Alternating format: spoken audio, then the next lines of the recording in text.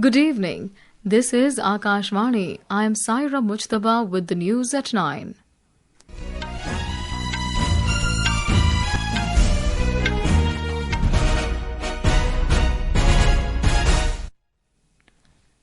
The headlines. Rajya Sabha and Lok Sabha hold discussion on union budget. Lok Sabha Speaker Om Birla not to attend House until no confidence motion against him is resolved. Government sets 3-hour deadline for social media platforms to take down AI-generated or deepfake content. Election Commission publishes final voter list for special revision in Assam, extends final publication of electoral rolls in West Bengal in relation to SIR to 28th of February following Supreme Court directive. Home Minister Amit Shah stresses need to spread more awareness about cyber security among countrymen.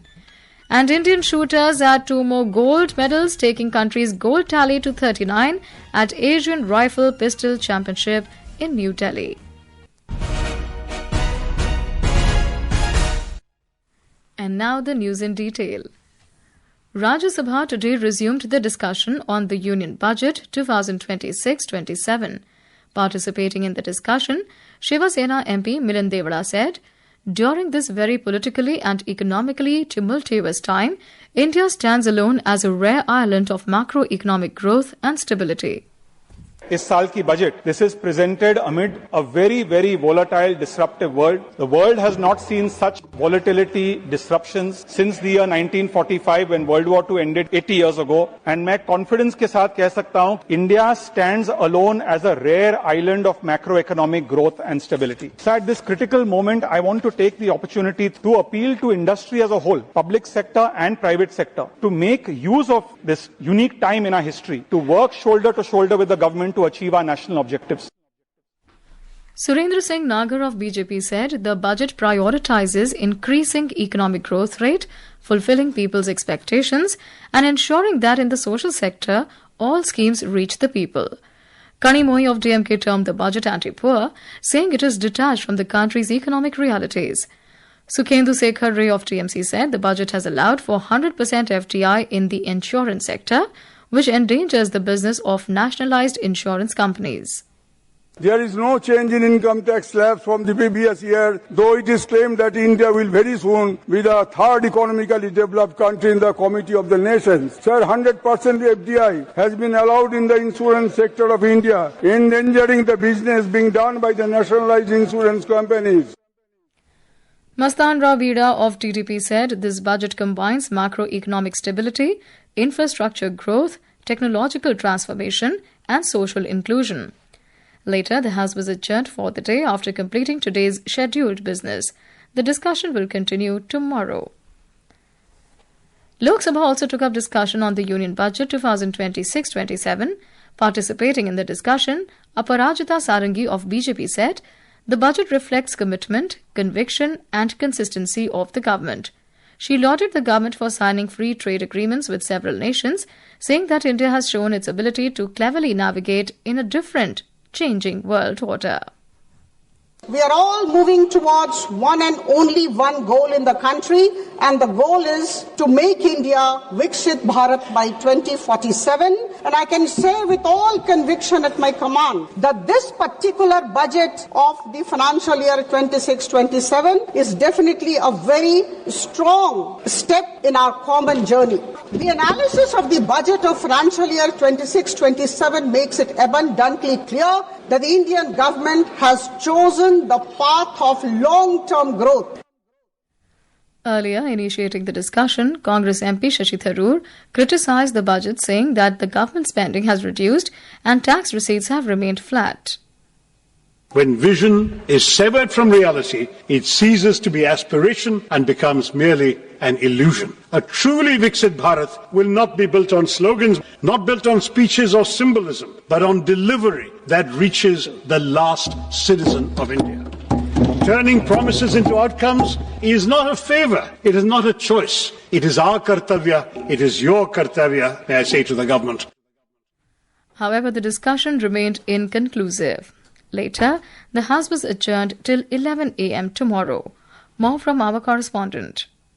After facing two adjournments due to opposition parties' protest over the various issues, the Lok Sabha transacted smooth business in the post-lunch session. The House took up discussion on the union budget and MPs from opposition and treasury benches participated in the debate and put forth their views. Since 2nd of this month, after the day of the budget presentation, the Lok Sabha witnessed noisy scenes and pandemonium leading to frequent adjournments. Due to continuous protest by the opposition MPs, the House couldn't transact smooth business. Last week, 8 opposition MPs of Lok Sabha were suspended for the rest of the session due to their unruly behavior. Today, the opposition parties including Congress, DMK, Samajwadi Party and others submitted a notice of no confidence motion against Speaker Om Birla to Secretary General of the Lok Sabha. On the other side, Rajya Sabha transacted the listed business and MPs from various political parties participated in the discussion on union budget. With Anupam, Bhupender Singh, Akashvani News, Delhi. Lok Sabha Speaker Om Birla has decided on moral grounds that he will not attend the proceedings of the House till the no confidence motion notice brought by the opposition against him is resolved. Earlier today, the opposition submitted a notice of no confidence motion against Mr. Birla to the Secretary General of the Lok Sabha. Sources in the Lok Sabha Secretariat said that the notice will be examined and processed as per rules. 118 members of opposition parties including Congress, DMK, Samajwadi Party, RJD and left parties have signed the notice. However, TMC MPs stayed away from signing the notice. Govt has set a 3-hour deadline for social media platforms to take down AI-generated or deepfake content once it is flagged by the government or ordered by a court. The government today notified amendments to the Information Technology, Intermediary Guidelines and Digital Media Ethics Code Rules 2021 that formally define AI-generated and synthetic content. The official notification also barred digital platforms from allowing the removal or suppression of AI labels or associated metadata once they have been applied. The new rules will come into force from the 20th of this month. This is Akashvani giving you the news.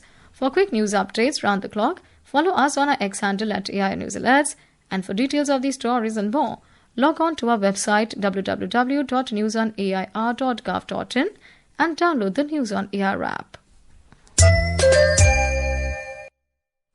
Welcome back. You're listening to News at 9.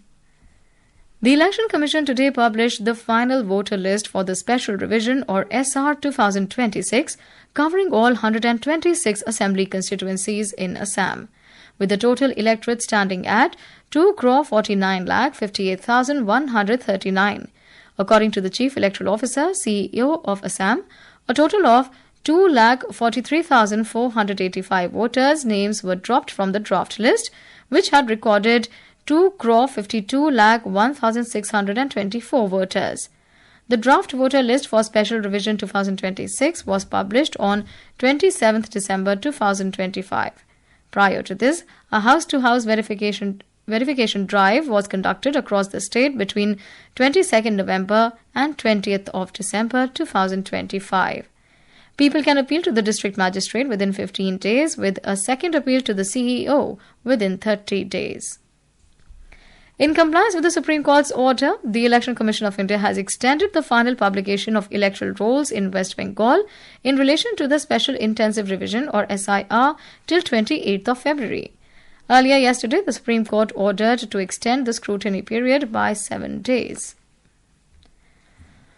Home Minister Amit Shah has emphasized the need to spread more awareness about cybersecurity among the countrymen. He inaugurated a 2-day national conference on tackling cyber-enabled frauds and dismantling the ecosystem in New Delhi this afternoon. On the occasion, Mr. Shah also inaugurated the new cybercrime branch of the Central Bureau of Investigation. He also launched the State Cybercrime Coordination Center dashboard of the Indian Cybercrime Coordination Center, I4C, under the Ministry of Home Affairs. Speaking on the occasion, Mr. Shah said, the government has started many initiatives to eliminate cybercrime in the country. The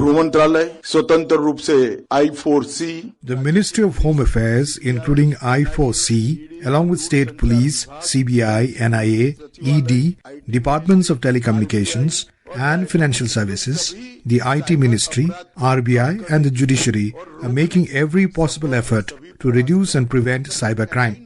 However, unless all stakeholders work in coordination, we cannot achieve the desired outcomes. I am confident that this multi-session effort by the CBI and I4C will play a very important role in aligning and coordinating the efforts of all government departments. उनके प्रयासों को संरेखित करने में बहुत महत्वपूर्ण भूमिका निभाएगा.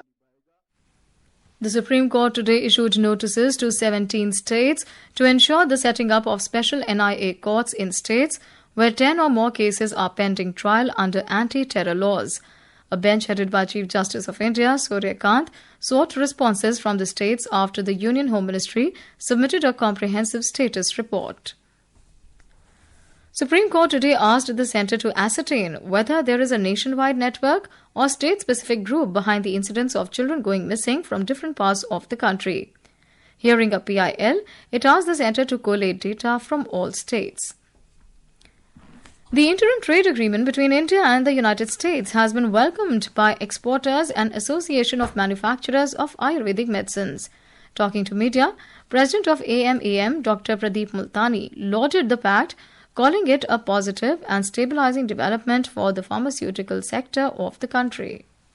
For Indian pharma, the interim framework provides crucial policy certainty as pharmaceuticals, particularly generic medicines, remain protected from adverse tariff measures, ensuring continuity of exports to the US, our largest overseas market. Indian pharmaceutical companies today play a vital role in delivering high-quality, affordable medicines to millions of American patients, and the agreement reinforces India's position as a trusted and reliable healthcare partner. Beyond trade volumes, the framework signals deeper strategic cooperation in building resilient supply chains, reducing single-source dependencies, and encouraging collaboration in manufacturing, technology, and regulatory alignment. Member of the Carpet Export Promotion Council and Indian Silk Export Promotion Council, Sheikh Ashiq Ahmed said, with 18% tariff, India now holds the third position in terms of lowest tariffs after the UK and the European Union. The agreement has been widely welcomed by all exporters. As far as silk is concerned, there's a big excitement because it comes under 0% tariff. And you have to see the other perspective of this trade agreement. We are at the third position, UK, European Union, and after that third lowest is Indian tariff, that is 18. A lot of economies, they are falling after India, 19, 20, some are 30. So we have to see how our leadership will take up so that the more benefits will come for the export segment. Managing Director of Fashion Knits, Ramu R., hailed the Indo-US Trade Pact.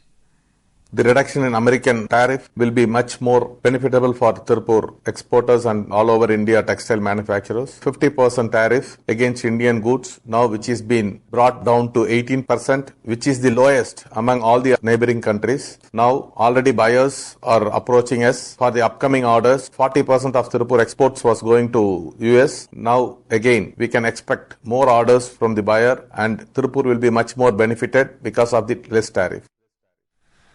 Global brokerage firm Goldman Sachs has upgraded its growth outlook for India and lowered its current account deficit (CAD) estimate after the India-US trade deal.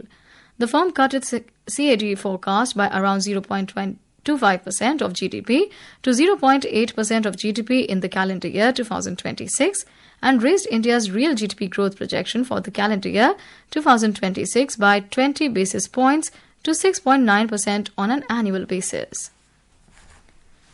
Indian shooters added 2 more gold medals today, taking the country's gold tally to 39 at the Asian Rifle Pistol Championship in New Delhi. Prachi Gaikwad clinched the gold in the junior women's category. 50-meter rifle 3-position final with a score of 353.3 points. Kazakhstan's Tomiris Amanova won silver with 351.4 points, while India's Anushka Thakur secured bronze with a score of 341.1 points after 34 shots. And now, before we end the bulletin, the headlines once again. Rajya Sabha and Lok Sabha hold discussion on union budget. Lok Sabha Speaker Om Birla not to attend House until no confidence motion against him is resolved. Government sets 3-hour deadline for social media platforms to take down AI-generated or deepfake content. Indian shooters had 2 more gold medals, taking country's gold tally to 39 at Asian Rifle Pistol Championship in New Delhi. That's all in the news at 9. Good night.